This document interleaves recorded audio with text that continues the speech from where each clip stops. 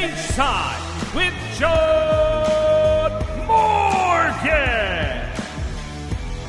And welcome back. Another episode of Cageside with Jon Morgan. I'm your host, Eric McMahon. 1 week away, UFC 295. And when it's a fight night in Madison Square Garden, you know it's a big deal. This past weekend, Jailton Almeida dominates Derrick Lewis, but in a strange way, does it improve his stock? We'll talk about it. And Cage Fury Fighting Championship came off one hell of a weekend. We do need to get on into that. Wrestling, MMA, wrestling, all to reload it and do it again here really, really soon. We'll touch on all of that. But let's bring in the man who literally watched it all, was there for most of it. You can follow him at Twitter or X. Sorry about that. Jon Morgan _MMA. He is Jon Morgan. What's up, man? Man, it's crazy. You laid it all out. It was such a fun week. Obviously, you and I got to work with each other a little bit on Friday night, but there was so much going on, and we were just in and out. So I'm in this weird phase right now of like I'm still kind of enjoying all that we did last week because it was a historic week for CFFC, man. A lot of big stuff going on. But when you got the specter of a pay-per-view at Madison Square Garden looming on the horizon, I mean, UFC pay-per-view events, you know, they're all big. They're all fun. But when you're going to MSG, it's just that little bit of level above. So I can't wait for that, man. This is so much going on right now. Yeah.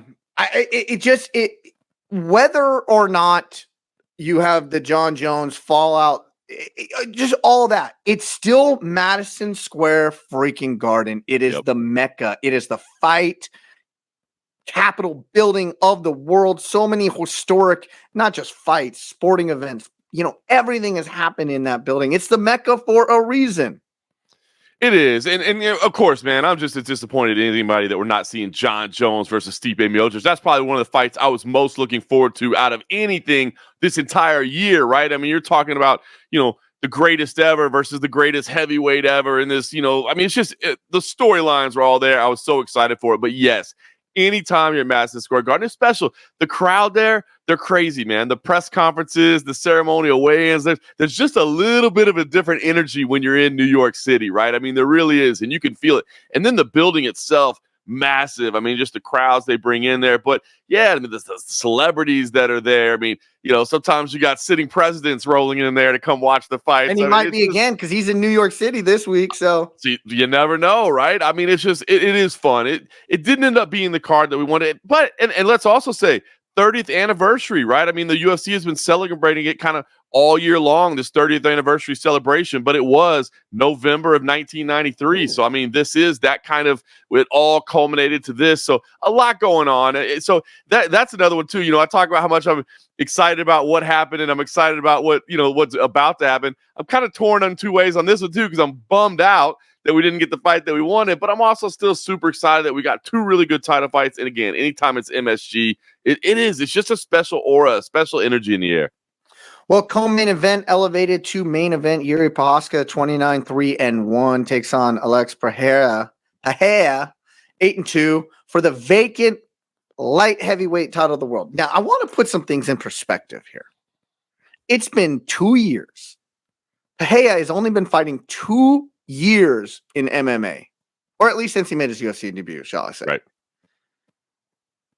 And he's already a former middleweight champion of the world.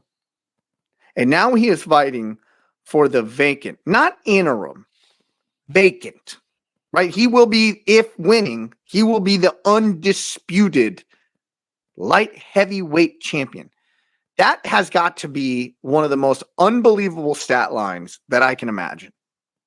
It really is. I mean, and to be honest with you, I support it fully, right? Because when they brought Alex Pereira to the UFC, you knew the reason he was there, right? There was this history with Israel Adesanya, and this was going to be a huge storyline of building it up. And, you know, there were a lot of people that were saying, oh, you can't rush Alex Pereira to the top. You know what I mean? You got to make him.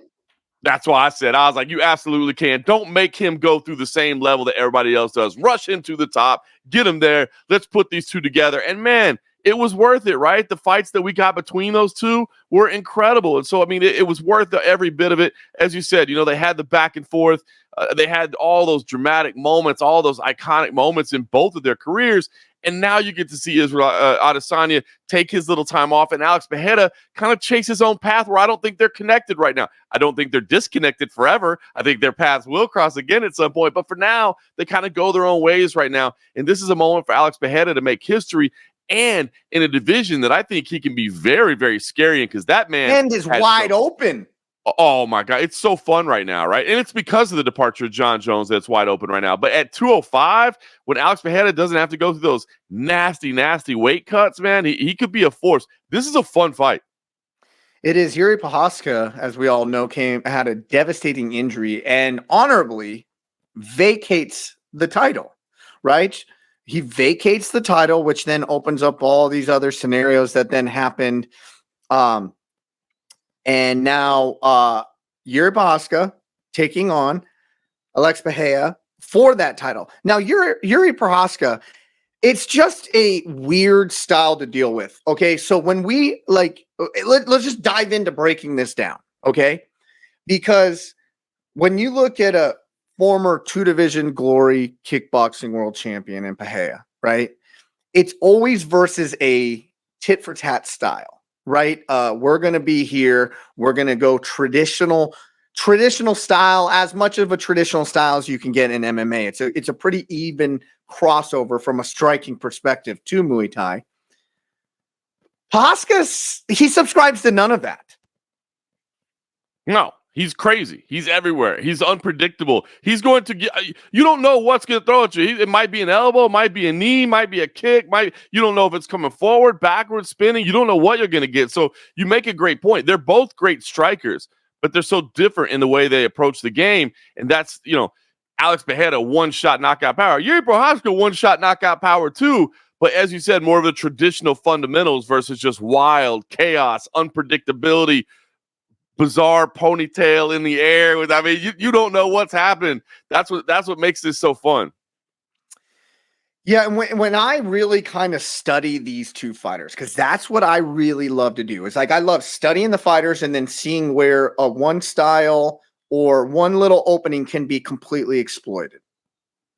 Now, we know, or we think we know and understand the deficiencies that Pereira has on the ground, but let's be honest, it wasn't exposed in his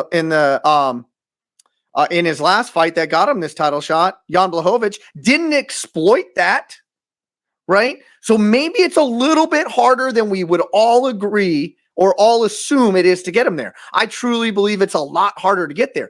But here's the thing that where I see that there is a huge opening, and it's a huge opening for Pereira against Prochazka, is with these weird styles, we know that Pereira kicks like a mule, and he loves targeting that lower calf kick.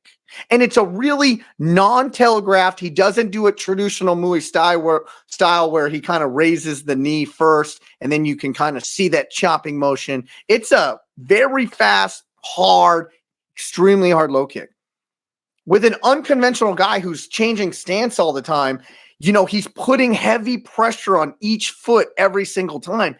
It's not going to take 5 to really damage that leg. If Prochazka is really changing stances a lot and doing these weird herky-jerky motions, and all that weight is on one leg and that front leg, and he takes that kick, it's only going to take 1 or 2 to really compromise his herky-jerky style. Any agreement in that? Yeah, you're definitely right about that. But I guess what I want to add to that as a caveat is that's not an easy thing to do, right? Because you're spot on with it. If you can time it, if you can detect patterns, because there are patterns even within the chaos, right? I mean, it's not completely random. Generally, sometimes it feels that way. Look at a guy like a Dominic Cruz or whatever. Sometimes you wonder, do they even know what they're going to do next? Do they even know what their next? And I feel that way when I look at Jiri Prochazka. Is he just making this up as he goes along, or does he really have an understanding of exactly what he's trying to set up? And of course, he does have an understanding of what he's trying to set up. But can you sense the pattern of what the movement is going to be? So that's the only thing that I would add to I think you're spot on with that. That's a very big opportunity because you want to slow him down.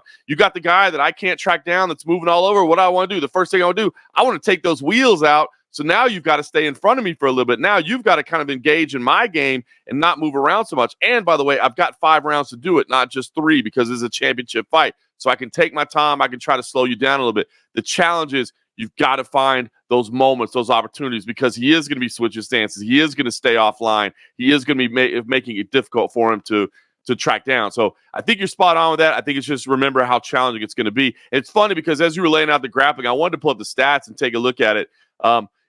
Eerily similar in terms of their grappling are Prochazka and Pereira. Both of them had 100% takedown accuracy. Now, I don't think there's a whole lot of takedowns that they've attempted, but the ones they have, they've gotten. Takedown defense, 68% for Prochazka, 70% for Pereira. So, I mean, you're talking about basically the same.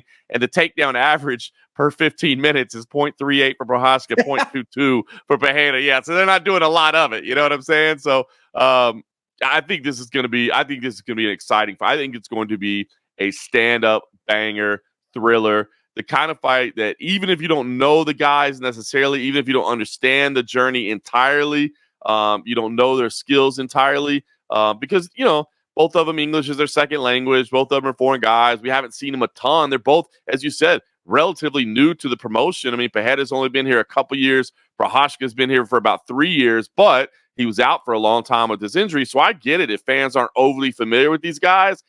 But I think it's going to be fireworks. I don't think you have to know a lot about these guys to watch this fight and go, wow, that was fun. Yeah, and here is the big, I guess, for me, if I was coaching Pereira here, I would say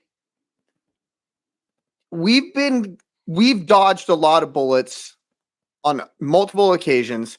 And we got burned on one big occasion of not being extremely disciplined when we are engaging, because we know we've seen him start winging from the hips when he feels he's got, somebody hurt in front of him. And it really affected him or, cost him in Adesanya 2 or 4, whichever one you want to say. But to me, he needs to be so stoic and just walking him down. And he can't even really be trying to cut him off. It's really, he's just always got to turn his angle, because what Prochazka, in my opinion, is going to be doing is he is going to be just left, right angle. And it's only going to take one swing and a miss of a wild Pereira, when he gets a little undisciplined to catch that angle. And when he does, it's night. If, no disrespect to Israel Adesanya, but he's never been known as a one-punch knockout guy. But if he one-punch knock you out, Jiri certainly can. Yeah. Boy, I think you nailed it right there. I think that is great advice. And I think because what you said, I like what you said about I'm just waiting for you to get undisciplined, right? Because when you talk about guys that move that much, what is the reason for that? Because if you think about a guy that moves as much as he does, man, he's burning his own cardio even without doing anything, right? You're burning energy even if you're not throwing anything, because stance switches, movements, shifting side to side. What's the advantage doing that? When you see a fighter that does it, why are they doing that? Well, one, they're trying to create angles for themselves, right? I mean, when two fighters square up on each other, there's not as much opening, but if I can get to the side, it's there. But it's because if I can get you undisciplined, right? If I can get you to be out of position, we understand what the optimal fighting stance is, where you have your hand positioning, where you have your defenses, how you block those things. But when you start to move and people are forced, their feet cross up a little bit or their hands move to a different position, and that's when you strike, which is exactly what Prochazka is trying to do, is set you up and to find that spot to get you out of position when he comes at you with that sneak attack. So I think you're spot on with that. I mean, for Pereira, don't get out of position, man. Don't get aggressive. Don't worry. Be patient sometimes because eventually, even though he's showing all that movement, he's going to have to come into your wheelhouse in the pocket. So I think that's excellent advice. And I think he's going to have to be content with making it a boring fight. I really do. He's going to have to be content with that. Now, Yuri's not going to make it boring, right? He's going to jump in and out. He's going to left, right. He may even do a few forward rolls. We don't know, right? But Pereira needs to make it a boring fight. And really it's because then, we say there's no patterns and we say there's no nothing, but it only takes, Pereira recognizing he went left. Now he's going to circle right. That's his moment to capitalize. So he has to be patient and just walk. And I don't even know, and I said it earlier, now I'm rethinking, I don't even know if walking him down is the right approach here. I think taking that center of the cage and letting Prochazka just do circles all day and then eventually lull it into a tit for tat striking fight Yeah, it's funny. As you were first talking about him walking down, I was the visual that I got in my head was, you know how when he does his walkout and he just kind of is like doing the like inching forward? That's the walking down you need to do. Like literally, yeah, just do that. That's exactly what you do. Just stay right there. Don't chase after him because he's gonna have to come to you. And you're right. And so it's funny. Somebody listening to this may be like, well, didn't you just tell me it was going to be an exciting fight? And now you're telling me somebody's going to try to make it a boring fight. But I'm telling you, every exchange is going to have tension in it. Like it may not be, Griffin Bonner for 15 minutes across the, the whole thing. Like but every exchange is going to be tense. Let me throw some stats out to you. 29 wins for Jiri Prochazka in his mixed martial arts career, 25 of those by knockout. When you look at Pereira, 8 wins in his MMA career, 6 by knockout, but then go over to his kickboxing career, 33 wins, 21 by knockout. I mean, both these guys are knockout artists, pack power, have heavy shots, can end the fight anytime. And so even if it is some moments of like, okay, hold on, they're not incredibly busy, there's not big shots, it's going to be one of those ones where somebody throws a huge shot and you just go, well, it missed, but if that would have hit, it would have landed. I think it's going to be a tense fight, man. I'm excited for it. Yeah, and I do think, and now I talked about ways for victory for Pereira. I think, and we did talk about one for Prochazka is letting him get undisciplined. But I also have never seen, and I even went back and watched a bunch of kickboxing matches with Pereira. I've never seen Pereira on his back foot. And so I really think that Yuri's herky-jerky and aggression can really give Pereira a lot of problems, because if Jiri will come in and just throw 5 random punches at you. And if you're not disciplined just to stand in that pocket and be here and you start moving back, that's when those openings that Prochazka is going to capitalize on. I agree. And listen, it's funny because I was checking out the odds for this one, man. Jiri Prochazka open as the favorite, which I assumed is where he should be. Now, he is coming back from an injury. There's always question marks. Are you healed up? I think he is. I don't think there'd be any reason to rush back, right? I mean, he'd already given up the title, right? The only reason you would rush back is if you were the champion and the UFC was saying, bro, if you don't come back, we got to take this belt from you. There's no pressure in that. You're already gone. So why rush it back? So I got to believe he's 100%. But I was looking at the movement on this, and he opened as the favorite, and he's been bet down to the slight underdog. Now I'm talking about these slight. It's dang near a pick 'em. You know what I mean? Plus 108 is what I saw this morning. 100%. So it's a slight, but it is interesting to see. Maybe it's kind of one of those like out of sight, out of mind type things. Where Prochazka's been the one that's been out, and the public's been seeing Alex Pereira come in and get work, and so he's the one that's favored right now. Alex Pereira certainly has that knockout power, especially like I said at 205. I think he's a lot better off. The weight cuts to middleweight were insane. I think this is a better division for him, so I do think he's dangerous here. But I do slightly favor Prochazka in this matchup, man. I really do, because of the dynamic nature of what he does, because of the unpredictability of what he does. I just think he's a special kind of force, man. I like the fact that it's dang near a pick 'em, because I think that's about where it's at. Like that, Pereira has that equalizer, right? Pereira has that equalizer. But I like Prochazka. But man, it's gonna be fun. And then I have a theory why it's been bet down that way. I have it as a pick 'em anyways, right? Okay. Like I've always had it a pick 'em. Styles make fights, and these ones I can't determine what style has the better outcome here. Like I just can't. Usually, as you've seen on this show, we actually, not to toot our own horns, but I'm going to toot our own horns here. We're pretty good analysts when it comes to, these are the styles, here are the methods of victory, here is what ABC fighter needs to do against DEF fighter, right? So, but that's weird, and we gave you some scenarios, but I'm just kind of throwing stuff at a wall right now because it is so unconventional versus conventional. But the reason I think it is brought down is traditional people, yes, he's been gone for a while, but he's so awkward, he's so herky-jerky that it's not a traditional thing that people see.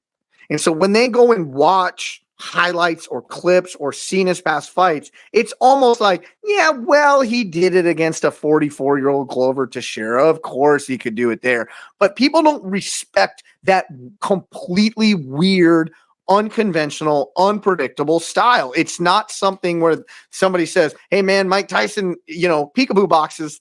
That's the style I know. That's the style, I've seen all the time. That style is going to win. I really think that kind of is why it's been bet down that way. It's funny you say that because I hadn't thought about it, but for argument's sake, right? If you're just approaching this, let's say you're not as intimately aware of the games of these two guys, right? You haven't seen as much footage as you and I have and that sort of thing. And you're just looking at it. All I'm doing, I'm pulling it up on paper, right? I look at Jiri Prochazka and I see, okay, submission win over, you said, a soon to retire Glover Teixeira. A guy on his way out the door that called it a career at the end of that. Okay. A win over Dominic Reyes, who Dominic Reyes arguably beat Jon Jones, right? But then had a little tailspin after that, right? And he's kind of fallen off. Volkan Oezdemir, a win there. Okay, Volkan Oezdemir, ups and downs, right? Can look really good, can look, really off sometimes. So you look at those. Those are his only 3 UFC performances. And then if you go outside the UFC, before that, you go CB Dalloway, okay, a guy that was kind of towards the tail end of his career. Fabio Maldonado, a guy that was toward the tail end of his career. Muhammad Lawal, a guy that was to the tail end of his career. So if you see that, I get it. I didn't know he fought King Mo. Oh, yeah. They had a history together. In fact, King Mo beat him way back in 2015. King Mo was actually the last man to hand him a loss, if you can believe that, 8 years ago. Yeah, man. So shout out King Mo. He's becoming a hell of a coach, by the way. Amazing. That guy always has such a great mind for the game, man. Always has such a great mind. If you don't know King Mo Lawal, and familiarize yourself with his fighting career, if you got time to go search it up, because he was an entertainer, right? Muhammad Lawal, but he gave himself the moniker King Mo. He'd have these incredible entrances over in Japan. But you're right, man. An incredible mind for the game. Always had one, and now he's using that to become an amazing coach. So you look at that on paper and you go, okay, now I look at Alex Pereira and I say, okay, Jan Blachowicz, split decision win there. I mean, Jan, a tough guy, maybe underrated sometimes, but a tough guy. But then you go right in a row. The back-to-backs with Izzy Adesanya, we know what kind of legendary fights those were and the type of, massive, headliners that they were. And then how about the win over Sean Strickland, which all of a sudden that Sean Strickland win, at the time it was like, Sean, why'd you stand with them? Of course you were going to get knocked out. But now you're like, oh, wait a minute. Sean Strickland stood with Israel Adesanya and overwhelmed him. He's a UFC champion. So, I mean, if you look at it, Alex Pereira's last 4 fights have all been against reigning former or future UFC champions. That's pretty amazing when you frame it like that. So on paper, I kind of see what you're saying there. I'm still leaning towards Jiri Prochazka just slightly. I really have no idea. So let's go over like we said, the odds. I checked this morning, minus 138 for Pereira and plus 108 for Jiri Prochazka. Remains to be seen. I don't bet on fights anymore. So, right. I wouldn't tell you where to take, a flight. Listen, sit this one out. Yeah. Sit it out. I would agree from a wagering perspective, unless you just want to throw a few bucks on it just to have some fun. Like, if you throw a half a unit or something, or a quarter of a unit, something that's like not really going to hurt you if you lose it. You know what I mean? You're just having a little fun with it just to make it more interesting. But these are the fights that you and I as fight fans love, right? Because again, I think you and I, as you said, not to pat ourselves on the back too much, but we do a pretty good job of breaking down fights, right? And the great thing about MMA is you never go into a fight and go like, listen, that person has zero chance. It's never going to happen. Like, no, that's the great thing is there is a little bit of a chance here and there in pretty much any matchup, whether it be on the feet, whether it be on the ground. These surprises happen. But a lot of fights you look into and you just say, look, bottom line, when you look at the styles, the way they match up, the most likely scenario is X. Now, why could happen?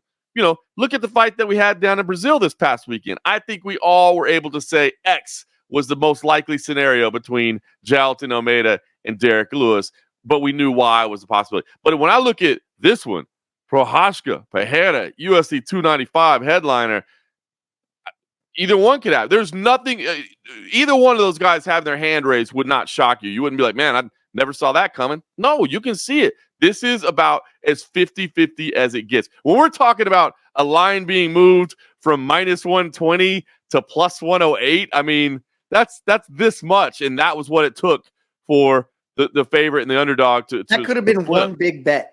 That's it. That could be one big bet. It's a pick'em. It's a pick'em at Madison Square Garden that I promise you will probably end in a knockout of some kind. I mean, it's going to be fun. Over under 3 rounds. Under. I can't see it going. But the way these guys go, because I don't think either one of them, neither one of them is going to be on the back foot, right? So it's not like one guy is constantly trying to evade, and that's going to be tough to track down. I think these two guys want to go meet each other in the middle, man. Here's the question. And I would assume that Jiri is A side, but I don't know. He hasn't fought in 2 years, year and a half. Is he going to be the A side in this? He is. Yeah, he is. I think.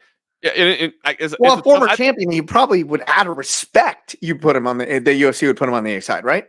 That's why I think it is, because you're normally it's not just like a decision. I think what you do is they're both former champions, right? But Jiri is the former light heavyweight champ. Pereira is moving up to the new division, and Jiri is the light heavyweight champ that never got beaten, right? They just gave away his title. So I think that's why, even though he's been out longer, all that, I think he is the rightful A side. He is the rightful. And when we say A side for everybody, it's really A side walks out last. That's right. Right. That's what we're talking about. The name is on the first on the marquee. Yeah. Jiri Prochazka is the name on first on the marquee. So he's A side. All right. Listen, if that wasn't a great enough fight, let's get to the interim UFC heavyweight title fight. I've been riding this guy, his coach. I've been riding his. I don't want to say what I've been riding. Tom Aspinall is so damn good and so damn talented. Came off a big knee injury and just utterly throttled in 20-something seconds. I forgot who we fought now, but he is taking on the wrecking machine, Sergei Pavlovich. And if you want to talk about methods of victory, we think Sergei has great wrestling. He says he has great wrestling, but he's never used it. We know how well-rounded Aspinall is. And I was shocked by this line. Were you? No, I wasn't, to be honest with you, because I feel like this is the fight to make, and I feel like they both have such an incredible potential for victory that I assumed that this was kind of going to be pretty much a pick 'em as well, which when you couple that with the main event, it's pretty astounding. And we'll get into the breakdown of this fight in just a second. But let me just say, money. A main and a co-main, 2 UFC title fights in a row to basically be pick-ems. That's incredible, man. That shows you how competitive these top 2 matchups are. So, yeah, I love this fight. I love this fight. I've had this discussion with some people, and I get it, right? That I'm like, look, I know we're all bummed that Jon Jones and Stipe Miocic is the fight that fell apart. That was the all-time greats against each other. But these 2 guys are here because what did we say?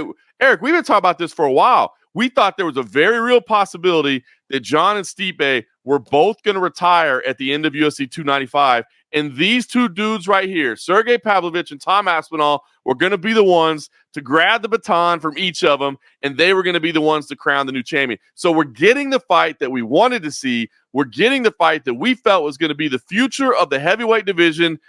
We're just not getting it under the circumstances we wanted to get it. But I'm going to say this, and this is a hot take.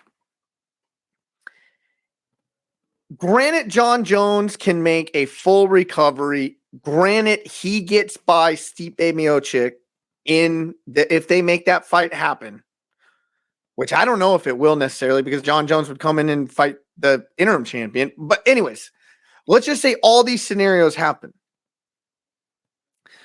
We were scared that Jon Jones was going to beat Stipe, like he said, and then ride off into the sunset. I don't think Jon Jones can do that now.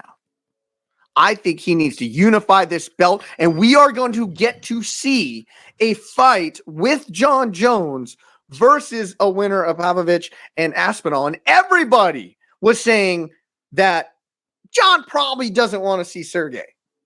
Now we're going to get a great chance of seeing it because I don't think Jon Jones can walk away.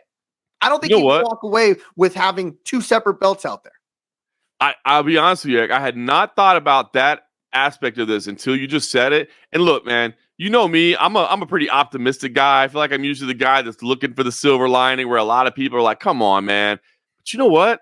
You're right about that. You were absolutely right about that because I really did believe. I thought Jon Jones had the ability to beat Stipe Miocic, but then I thought that it was going to be a double retirement. They were going to walk away, and it was going to be easy, and people were going to go, Jon, but what about Sergei? What about Tom Aspinall? Like, you don't want one of those guys? And he would say, man, I respect them, but, let them have the future. They've still got a ways to go to accomplish what I've accomplished, et cetera, et cetera. It would be kind of an easy way to back out, right? But yeah, I just beat the greatest heavyweight in the UFC history. I was the greatest light heavyweight. If this doesn't stamp me as the greatest fighter of all time, what does going and beating these guys do anyways? It's not, I don't need it. I don't want it. I came out here to prove I was the greatest of all time. I did that. That was what he was, in my opinion, that's what he was going to do. That's it. And he would be completely justified in saying that. But now, let's say this fight happens and it's, whether it be Sergei with a stunning, devastating knockout, whether it be Tom Aspinall with a slick, athletically created submission, or, maybe he gets a shot, because he uses his speed and his, escapability to his advantage, whatever. One of these guys wins in impressive fashion. Then, they sit on the sidelines.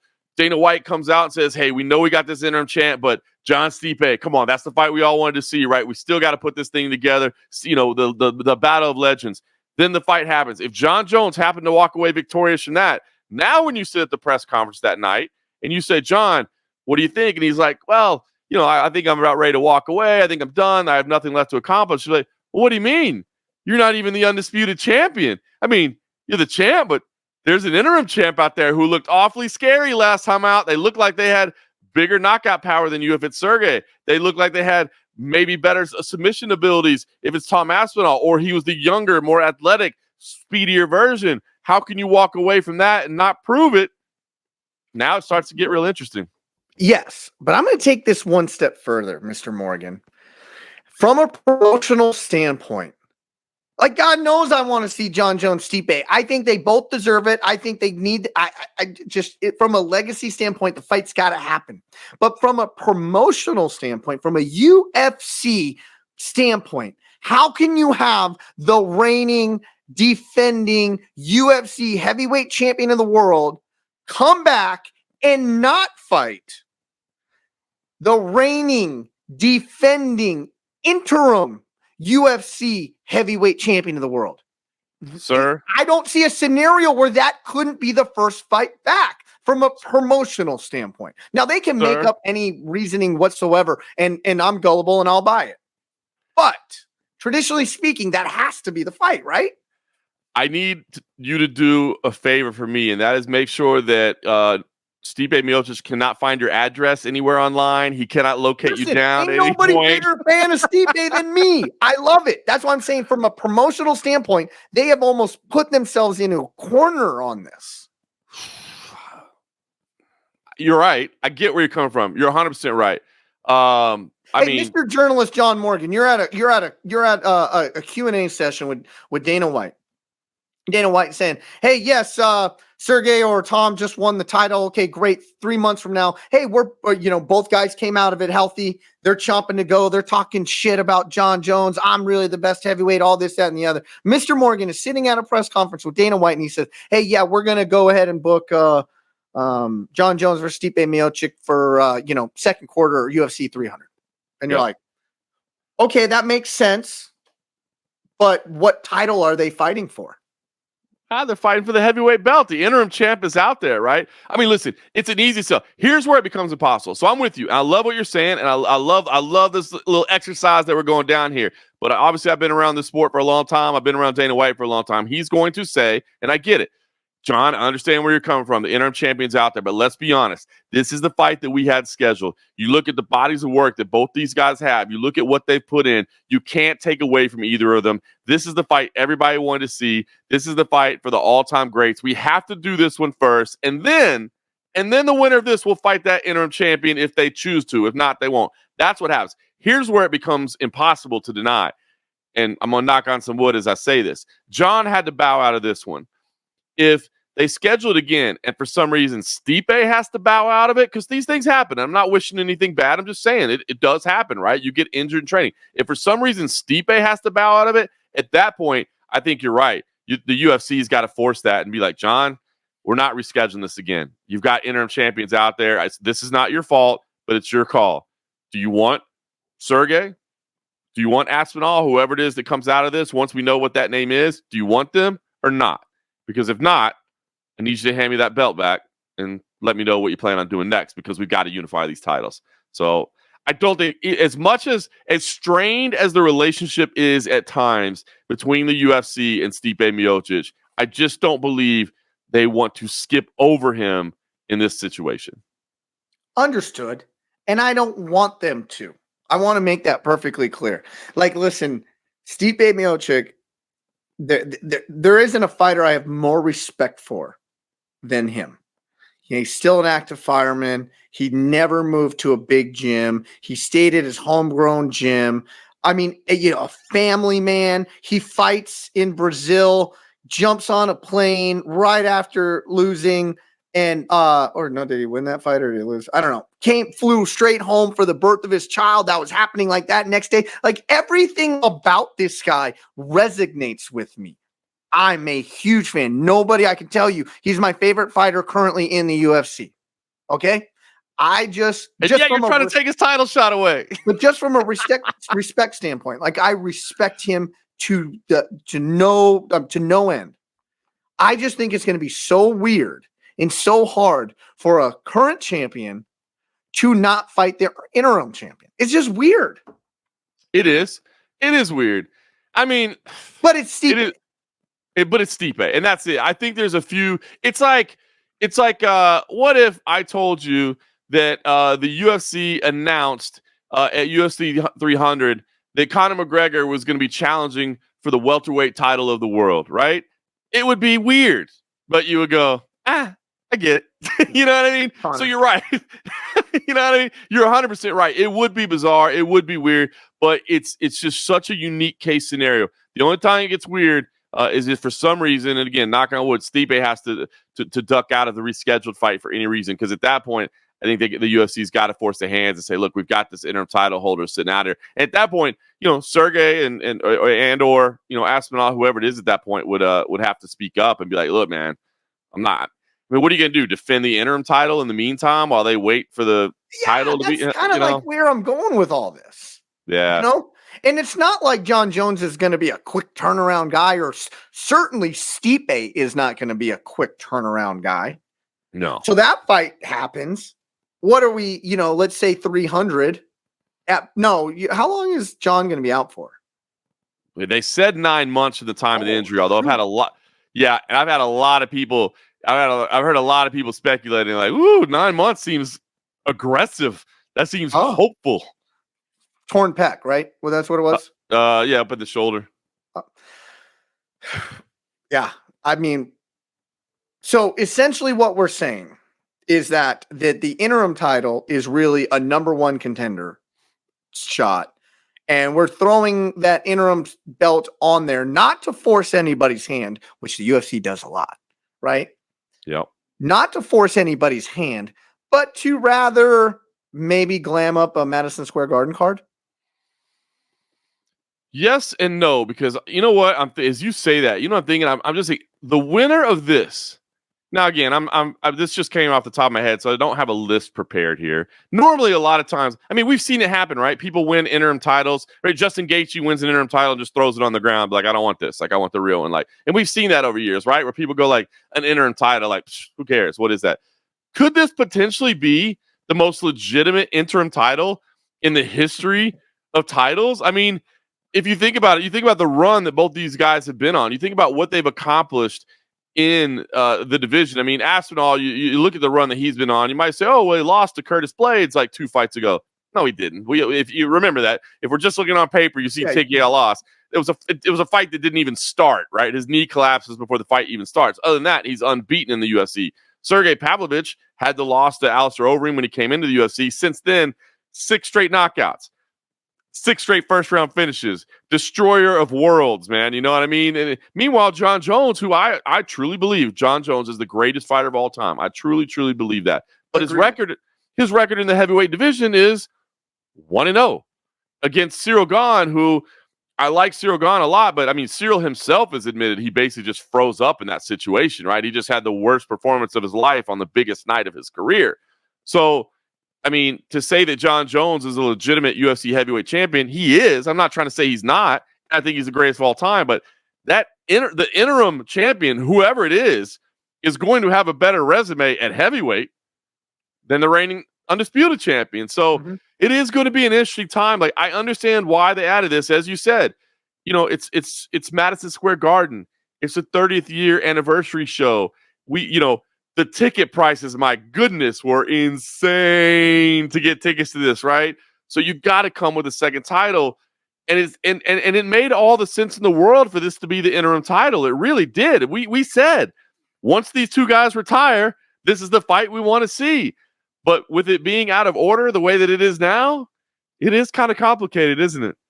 Oh, yeah, it's the interim title who's not going to get it. It's the interim title holder who's not going to get a title shot. Wow.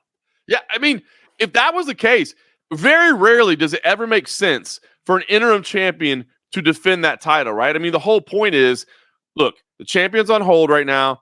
We got to keep the division moving. Let's get somebody in place as a placeholder. And then when that champ is ready, you come back. Rarely do you defend an interim title. What's the point of that? At that point, if the undisputed champ isn't ready to fight, then it's the champ. We got to move on. We gave you one. We moved on without. Now we got to go. But this is a situation where it would probably make sense. I mean, it does. This is the interesting thing about titles, right? Like, if they said we're stripping Jon Jones because the winner of Sergei and Aspinall, they're actually fighting again against Curtis Blades or whoever it may be, we got to have the title on the line. Then if they did Stipe and Jon as a non-title fight, like, would you be any less interested in it? I mean, it's no, still... but you would. No, you wouldn't. But it's almost disrespectful to have those two guys in the cage. That we want to talk about Dana White saying, I'm not going to disrespect Stipe and have him fight for an interim. You're going to disrespect Jon Jones and Stipe Miocic and have that fight headline an historic card and say it's not for a title? No. And let's be honest, wherever they fight, whatever card it would be, it would have to be the main event, whether it be a title fight or not, right? Like what are you gonna do? Like, well, it's a non-title fight, so we've got it as a 3-rounder in the featured spot before the co-main event. Like, no, of course not. It's gonna be the headliner. So here's what happened at the UFC War Room. It has to be an like, listen, Jon Jones is out. He's gonna be out for a while. These are the next two guys that we always see are the future of the division. It has to be for an interim title. But Mr. White, what happens when we'll deal with that later. This has to be an interim. We'll deal with that later. Hey, and listen, you're probably closer than most people realize, right? It's so funny sometimes I hear like these business owner. I know how. Listen, I'm gonna put out this fire. I'll worry about that one next. Stop it. You're 100% right. I think a lot of people, like, I always hear these high-level conspiracy theories sometimes with people like, yeah, you know what they're doing? They're moving this around to do that, to do that. It's more like exactly what you said, like, bro, we need to fix this today. I'll figure out how to, let's fix it, and then I'll figure out how to fix what I messed up on the other side of it. Like, we got to get through today, right? The door's got to open today, so let's just go, and we'll figure it out. I think you're exactly right. And it's funny because in the beginning, before I guess I really thought it through, I was like, yeah, cut and dry. This is the way to go. But now that you lay it out, I'm kind of excited to see how this thing plays out on the back end of it, because could get awfully messy, awfully quick. It definitely can. But so Sergei Pavlovich, 18-1, a -106, not favorite, but a -106 betting line, not favored, versus Tom Aspinall, who's -120. So I guess he's the favorite just because you don't get as much return on your money. But this is a weird line. There's no clear favorite. It is a pick 'em. You just get worse odds on one. I'm not even going to say better odds because they're both minus money. You get worse odds on one. Let me give you some stats here, by the way. Average length of fight time for Sergei Pavlovich and Tom Aspinall. Sergei, 2 minutes and 23 seconds. Tom Aspinall, 2 minutes and 19 seconds. Now, that would factor in the 15-second fight that didn't ever really start. So that's skewed a little bit, but it just goes to show you they have a lot of first-round finishes. Significant strikes. This is insane. Sergei Pavlovich lands 8.72 strikes per minute. Tom Aspinall, 7.65. I mean, this is going to be exciting. This is going to be it's a clash of styles. I mean, this is kind of old school. Tom Aspinall cannot stand in the pocket and trade with him, though. No, oh, absolutely not. And he loves doing that because he's so damn athletic. He's so smooth. He can change levels, go whenever he wants to. Plus, his hands are lightning freaking quick. But he can't do that in this fight, in my opinion. I 100% agree with you. He is. That's what's made us so excited about Tom Aspinall and his rise up, right? Is his speed and athleticism. For a big man, he's an incredible athlete, right? As you said, he shows nice head movement. He slips, he moves, he judges range well, and he's so fast. But I agree with you. Sergei is one of those guys. Now, we always say it because it's true. At heavyweight, everybody has power. And that is true. At heavyweight, everybody has power. And then there's power. And then this dude has otherworldly lights out, like just one touch and you go to sleep type power, right? So, yeah, like you Francis can't. Ngannou power. Exactly, right? Like there's some guys who are like, well, I don't want to get touched, but if I do, I know I need to shell up and move away real quick. No, like he touches you, you wake up looking at the lights going, it didn't go my way, huh? That's what happened? Okay, all right. Yeah, no, can't do that. You got to try to use the speed, right? And you use the speed, get around to the side, get to the takedowns, get to the back. I'm telling you, like I know everybody's bummed we lost Jones Stipe, and I am. But you're talking about two incredibly competitive title fights in Madison Square Garden with the potential for violent endings. I mean, this is going to be a fun pay-per-view. I cannot wait to get out to New York. And I would say most people would assume that Aspinall has more ways to win. Not better chances per se, but more ways to win. Let's not sleep on Pavlovich's wrestling. And now I am going to completely stereotype somebody here. He's Russian. I've never met a Russian who's got bad wrestling. Okay. Albeit we don't see it because he's got dynamite and concrete cinder blocks in his hands. But he claims he has great wrestling. I've never seen it because he ices everybody. But he is Russian. That's got to mean something. That's it, man. He does. Listen, I mean, when you look at the power that he has, you know what I mean? It's easy for him because his technique doesn't necessarily need to be great if he's just digging underhooks, and pulling you away. He's basically just power lifting you off of him, right? Which he looks like he has the ability to do. But that's what I think Aspinall, I don't think Aspinall's path to victory here is like, let me slip under and throw a blast double. It's like, you got to get off to the side a little bit, get in, single leg, turn the pipe on him, see if you can maybe get to the back and create some scrambles like that and just look for options. So, again, I think his path to victory, in my opinion, I really think Aspinall's path to victory here is closing the distance, putting him up against the cage, wearing him out over 3 rounds. Now let's see what happens in 4 and 5. Yeah, I like it. Yeah, just if you're going to put him up against a cage, just make sure you're controlling the wrists, right? I mean, just make sure you're controlling the wrists. He's going to have one lean against one, so that he has to wrap it around your head. Grab the one that's loose on the other side, hold that, throw some knees to the body, that sort of thing. So easier said than done. This will be one too, man, that I'm telling you. Those opening seconds as they're standing across the cage, looking at each other in the middle of Madison Square Garden, that's when you look for the blue shirt. Look for the blue shirt on pay-per-view because I'm telling you, I'm going to be sitting right there with chills. I'm going to be rubbing my hands just like this. Like, it's going to happen. You want to talk about 2 tension-filled fights? We got them. Now, I want to go to the co-headliner, right? So you have main event, co-main event, and then is that called the co-headliner or the headliner? That'll be the featured fight, sir. Featured fight. Okay. Yep.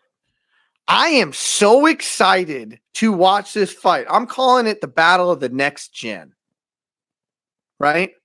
Pat Sabatini, 18-4 versus Diego Lopes. Now, I was there in person. I watched Diego Lopes in Nashville at UFC Nashville this past summer. And this kid got just an enormous reaction from the crowd. And then he backed it up in the cage. I mean, he is good. Pat Sabatini is great everywhere. These are 2 such talented young men. And you are intimately familiar with Pat Sabatini coming up through Cage Fury Fighting Championship. I actually have reffed Pat Sabatini. We talked about a really scary incident when I was a ref one time. Pat Sabatini was involved in that. But he is so damn good. I think he's 6-1 in the UFC since coming to the UFC, taking on Diego Lopes, 22-2, Pat Sabatini, 18-4. One of those losses was in the UFC. The other one was on a freakish arm break in Cage Fury Fighting Championships. So this is a fight to see who is a contender and who may be a pretender. That's harsh to say, but who is the next who is the next in line to then be the next in line? Yeah, pretender's the fun word to use because it rhymes there, right? But that would be a bad description of what we got here. But yeah, it's who's going to get to that next level, right? You laid it out perfectly, man. Diego Lopes taking Movsar Evloev, who's just an absolute stud, and to take him on short notice and to push him to the brink to get a fight of the night in his short notice debut. I mean, unbelievable, man. The guy is good. Then he came back and just looked insanely good against Gavin Tucker, man. I mean, just incredible. But as you said, I've gotten to see a lot of Pat Sabatini's career up close. He came through the CFFC banner, you know what I mean? So I'm excited to see what he does. And he's looked good in the UFC. And he's the nicest, most humble, most hardworking guy that you'll ever meet, man. Has paid his dues. Don't let him grab your leg either. No, the man is a force. So this is a phenomenal fight. It's one of those ones that like I'm definitely biased when it comes to CFFC guys, and I want to see him do good. It's not that I wish any ill will on any of their opponents, but I want to see him rise. But when I heard this matchup, I thought, wow, this is where again another fight that is essentially a pick'em as far as I'm concerned. These two dudes are on the same level. They're incredible. I might lean Sabatini slightly, but that might be a little bit of my homerism at play there at CFFC. But, man, somebody's going to get to make a statement on the big stage of a pay-per-view in Madison Square Garden. Potential breakout moment for both these guys. Yeah, Pat Sabatini a -128 favorite, Diego Lopes +100. And that line, I'm shocked by some lines here. That line shocked me because I know how good Pat Sabatini is, and I've reffed him. But I also know how damn good Diego Lopes is because I sat on the cage for his UFC Nashville. Not to mention that short notice fight you talked about. Like he only looks better every single fight. So I would have put this right as a pick'em. I think we both do it as we both view it as a pick'em fight though. But it's who's going to elevate themselves to on the brink of being in the title conversation. I think what this fight says. 100%.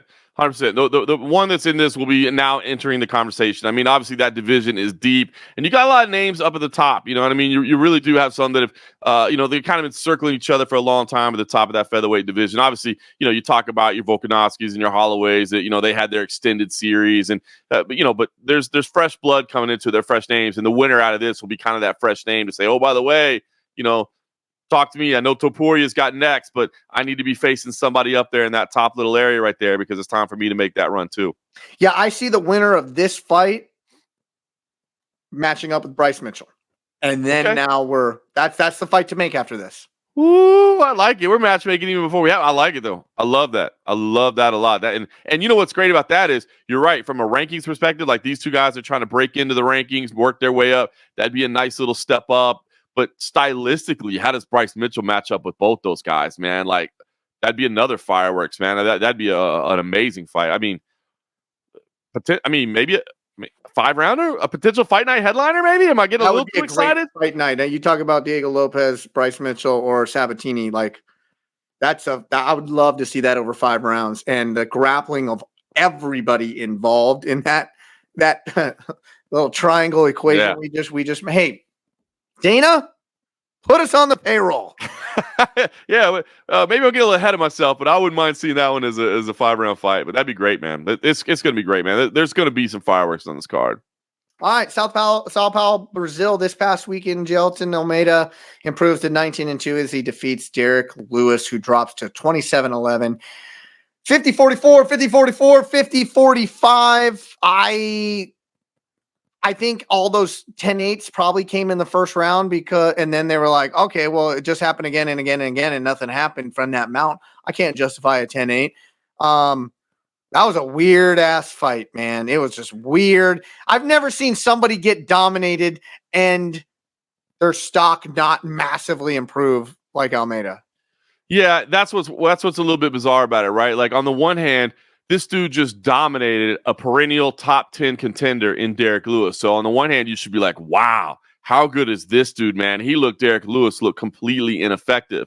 But then you look at it and you're like, well, wait a minute. He was so dominant. A, he couldn't finish the fight. And B, he didn't even get like a couple 10-8s along the way where it was like the only reason this fight survived is because Derrick Lewis was so heroic in battling back from positions. It was just Jailton Almeida, whether it be I don't know, the enormity of the moment, you know what I mean? Headlining in Brazil, whether it be because, trying to make sure that I'm good for 5 rounds, whether it be the adjustment to Derrick Lewis on a last-second changeup, right? It was supposed to be Curtis Blades. Curtis Blades and Derrick Lewis are polar opposites in terms of styles that they bring to the tables. I mean, there are a lot of potential variables that Jailton Almeida was dealing with, but it is weird to see a guy dominate like that, and when the fight's over, you walk away going,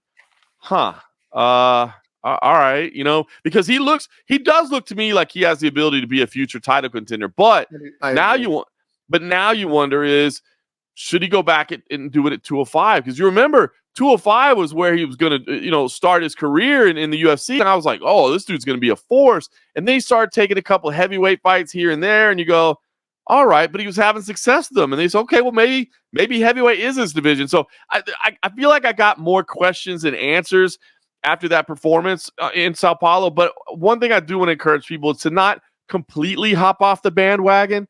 I know it may not have been the thing where you like that, give that dude a title shot next, but he did just completely dominate somebody, that's a perennial contender. There were a lot of variables stacked against him. So it wasn't a victory where I think his stock improved very much, but it's also not one that if I'm holding futures on Jailton Almeida that I'm trying to just dump him as soon as possible, right? Because I do think that dude still is very much, a talented athlete. So he gets his 14 straight finish record snapped in this, albeit in a dominant victory. But I have to say this because a lot of people, or just the pundits and the commentary team is like, yeah, but he's not doing this, he's not doing that. Listen, he didn't have a dance partner. Let's call a spade here, right? Let's be factually honest about this. Derrick Lewis had no ambition of really fighting or making any big movements other than not getting submitted and not getting hit when he was on the ground. And I can tell you this from one, being in the cage, number two, doing a lot of jiu-jitsu, and number three, reffing in the cage. You need willing participants to capitalize, so you can be able to capitalize on openings. Listen, when, who was it? Bisping said it best. He's like, I did jiu-jitsu just recently. He said it during this fight. I did jiu-jitsu with some guy recently. He was just laying there. I didn't know what to do. And I go, what are you doing? And he goes, I call it the corpse guard. Did you hear that part during the broadcast? No, because I was watching it with most of the sound down because we had such a crazy week with CFFC. We were having some meetings, and so we were going over some details. We were in a production meeting, but I was watching it, but I just had the sound off. I say all that to say this, like I could probably hang for a few minutes with the greatest jiu-jitsu guys in the entire world, right? I'm a brown belt, but I could probably hang with them for an extended period of time. If my only goal was to sit like this and just ball up and not get submissions and not allow him to create any openings and just lock myself down. Essentially, that's what Derrick Lewis did. He laid perfectly straight. He let him go to mount. He just grabbed a wrist. And then when he took one or two shots, he then would turn his back and just go like this. Yeah. That's all he did. So I don't want to your point, I don't want to say like, oh, he could have finished him or he should have finished him in a stock drop. Derrick Lewis didn't give him much to operate with. And then, of course, you got to take him down because it's Derrick freaking Lewis. Yeah, you're not going to stand with him. But let me counter to your counter because the corpse guard story is pretty funny. And you're right. In a grappling tournament, if somebody really, you see, obviously my kid's 11 years old in jiu-jitsu. So I see 6-year-olds and 8-year-olds out on the mat. And sometimes you'll see them, right? Like they get mounted or whatever, and they don't want anything bad to happen to them. So they just go like this, right? And it's really hard to do anything to somebody that won't do this. The difference being, Jailton Almeida could have postured up and started punching. In the kids' jiu-jitsu class with somebody playing, corpse guard, you can't do anything. So you're trying to pry their limbs open and you're trying to get an opening. Jailton, that's where I thought there could have been more aggression because I agree. Derrick Lewis does have that weird ability to seemingly not have a neck that you can potentially choke anyway. And B, to when he decides to just get up, right? We always kind of joke about it. He's got the just get up defense where he just turns it. So he does have a great ability to survive, but I guess my criticism of Jailton Almeida at that point was, why was there not more of an effort to posture up and just rain down shots, right? I mean, good night. Let's talk about Fatima Klein and CFFC 127 and the fight that you were in the cage for a referee for, right? She faced somebody that was tough as nails that was not giving her anything, but what did she do? Just threw as many punches as humanly possible, right? And I thought that's where the criticism was for Almeida in this one is that I just felt like there could have been more, and I get it, a willing partner. Yeah, but this as well as I do. The minute you take pressure off to posture and start doing, Derrick Lewis does that weird, I'm just going to rah. That's what he was trying to combat there. But your criticism is 100% founded. Yeah. I just needed to make the distinction of Derrick Lewis wasn't trying to get up. Right. Derrick Lewis wasn't trying to recover any guard. He was not trying to dig an underhook. When he got taken down, he essentially laid flat and invited the full mount. He invited mount.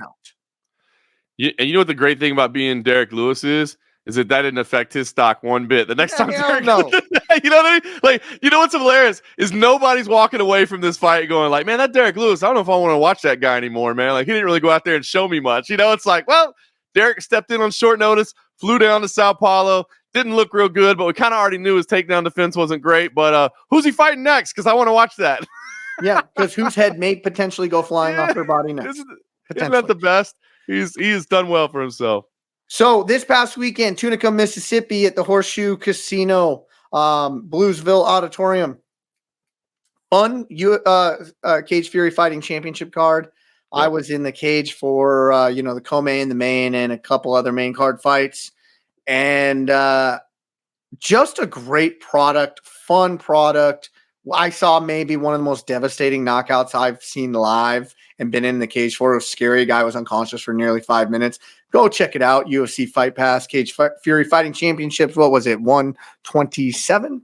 127. Yeah, you can watch the replay on UFC Fight Pass. It was. I mean, the 6-fight main card that was for UFC Fight Pass, 6 finishes, right? So it's not going to take you a long time to watch, and you're going to get a lot of highlights. You're going to get to hear face. Yeah, you get to hear me on the mic. You get to see him over there being in the cage doing his referee and CM Punk, if you like that. I mean, yeah, there's this. I don't know if you guys have heard of him. He's there too. He's still not. He's kind of flying under the radar, so we're trying to get him a little bit more attention. So if you could watch that, you're gonna be watching it for myself and Eric. But there's a guy named CM Punk that I think you should really pay attention to. Man, but it was just a really, really fun card. But what other fun things is Cage Fury Fighting Championship. They were getting out of the MMA game and the Jiu-Jitsu Fury grappling game, and now they're doing game day. What's it called? Game day? Match day. Match day. I'm sorry. Match day. Explain that, because everybody, it's a great product. This is really a very cool product, right? So our CEO, Rob Haydak, former collegiate wrestler, former high school wrestling coach, is very, very passionate about wrestling, which if you're a fan of mixed martial arts, you realize how great the sport of wrestling is as a base to work from if you want to become a mixed martial artist. But even just in itself, it's a phenomenal sport, right? And so not necessarily getting the love that it always deserves, Division I collegiate wrestling. And so Rob has always had it in the back of his mind, like he wants to get involved in something where he helps elevate the sport of collegiate wrestling. And so we've partnered with UFC Fight Pass to launch Match Day, which we've got 9 dates on the calendar for this season. It's the inaugural season, and we did the first 2 this past week. This past Wednesday, we were at Fort Liberty. We had Campbell versus West Point, which was awesome. We got to see the West Point, Army cadets on the military base, which was cool. We had North Carolina State against Presbyterian. Super, super cool setting there. And then Sunday, we got to go to Ohio, where Iowa State, David Carr is kind of their standout wrestler right now. He was a national champion before. He was runner-up last year, and he looks to contend for a national title again this year in his final year of eligibility. And we went to his high school and did an event at his high school, and it was Iowa State versus Cleveland State. His dad was there. I got to talk to his dad. It was fun. Before his match, he was coming out to the stands and like talking to old friends, like, "Oh man, thanks for coming. Great to see you. And man, how are you doing?" And like old high school wrestling teammates. They were kind of ribbing him a little bit. And it was cool to see. And then he went out there and just put on an absolute show, man. So it's really cool. If you've never seen Division I college wrestling before, it's on UFC Fight Pass. So go check it out. I'm telling you, even if you have never seen it before, I think you'll be impressed by it, man. I think when you see these athletes, it's fast. It's 3 periods that last a total of 7 minutes. The referees, stalling, no, they reset you immediately. Like, it is nonstop action for 7 minutes. And I don't know, man. I think it's a phenomenal sport, and I think we're trying to shine a light on it and help build it a little bit, thanks to our partnership with Fight Pass and thanks to the phenomenal production team at CFFC. And one thing I do want to note, because it may be at special locations and it may have a different production value on it than your standard duel or tournament for NCAA wrestling, it is fully regulated, fully sanctioned. It goes on their official rankings. It's right out towards team points, championship points, individual points in NCAA Division I wrestling. It's not a unique exhibition. That's a great point. Yeah, it is an actual Division I meet. And so we had the first two. We're taking this week off. Obviously, UFC 295 is going to have all the headlines. But the following week, November 17th, we got two really cool ones back to back. So Friday, November 17th, will be in Deerwood Ranch, which is in Albany, Wyoming. It's in the middle of a wild horse reserve in Wyoming. Like, the scenics from this place are going to be unbelievable. Mountains and valley and nature. We're in the middle of nowhere. And this Deerwood Ranch has built this beautiful barn facility that they do like weddings and special events and stuff out there in this beautiful wilderness, right? They're welcoming us in to have this match between Wyoming and Campbell, battle at the barn, which is going to be awesome. I can't wait for that. That's going to be a special one. And then 2 days later, we'll actually be in Humboldt, Iowa, right? Hotbed in the country for collegiate wrestling. We're going to take Iowa State again. So we'll see Iowa State again against Wisconsin. So two powerhouse programs. To your point about this being, actual Division I meets, two powerhouse programs, and we'll be at Humboldt High School in Humboldt, Iowa. Humboldt High School is actually the high school of Coach Dresser of Iowa State, Kevin Dresser. So they've actually, this will be the third year in a row that they've done this at his high school. And I was talking to him at this event, and he was like, wait till you get there, man. He's like, we have packed this thing out the last couple of years, and the energy is off the chain. And so looking forward to it, man. We're just getting this thing started, but definitely, if you're a wrestling fan, please go check it out and tell us what you think about it, right? Because we're trying to do justice by it, man. We want to help grow it. We're trying to, present it in the most professional way we can. So if you're a wrestling fan, please go check it out and tell us what you think, where we can get better, what you like, what we can do. We give out a championship belt for the outstanding wrestler at the end of it every time. But if you haven't watched wrestling before, I'm telling you, go watch it. I think you will be impressed at how fast this thing moves, at how exciting it is, and how quick you can pick up on it, even if it may seem a little bit intimidating at first. And why it is the greatest space to ever go into mixed martial arts afterwards. You guys will all see it. UFC 295 this weekend from a presumed sold out Madison Square Garden, the Mecca. I wish I could be there so damn bad. That guy in his blue shirt definitely will be there. Jiri Prochazka, 29-3, takes on Alex Pereira, 8-2, co-main event, Sergei Pavlovich versus Tom Aspinall for the interim the interim heavyweight title. Also, something cool that we are going to start implementing on this show. Go to Grind City Media YouTube page. That's where all our episodes stream by. There is going to be a place where you can ask questions. You have the man, the almanac, the journalist extraordinaire right at your fingertips. Type in a question. Ask them anything you want. We will read it here on air. Ask them. If you guys have any, rule-specific questions. Hey, define the back of the head for me. We got a lot of good comments that actually define the back of the head. If you want definitions on rules, what would happen in exact scenarios, I'm open for that in a referee standpoint. Or anything, how we see any analysts breaking down. Whatever you got. Send in those questions. Again, Grind City Media's YouTube page. We will have a spot on there. Send it in. Always, we'll drop it Sunday night. We record Monday. Drop a question leading up until Sunday night. We'll read it. We'll answer it. And hopefully do your question justice. Anything else you got, John Morgan? No, I'm looking forward to it. I love that we're going to add that wrinkle in because I love interacting with people. And I think you said it right. Whether you're casual and new to the sport and you want to be educated on something, we'll be happy to help you. Or if you're as hardcore as we are and you just want to throw in a point, a counterpoint, something, whatever it may be, man, from the most casual to the most hardcore, man, I look forward to hearing from you guys. And we're not going to be as combative as some people out there, but we'll be nice. We may tell you you're wrong at times, but we'll leave it there. But hey, listen, John Morgan's never wrong. So don't go against No. the MMA godfather over here. Well, anyways, like I said, UFC 295, Madison Square Garden this weekend. I'm fired up for it. John Morgan will be there. For John Morgan, I'm Eric McMahon. Enjoy the fights.